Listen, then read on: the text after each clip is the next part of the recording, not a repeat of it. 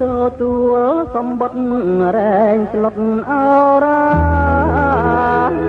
អូនហើយភ្ញៀវការសាងជី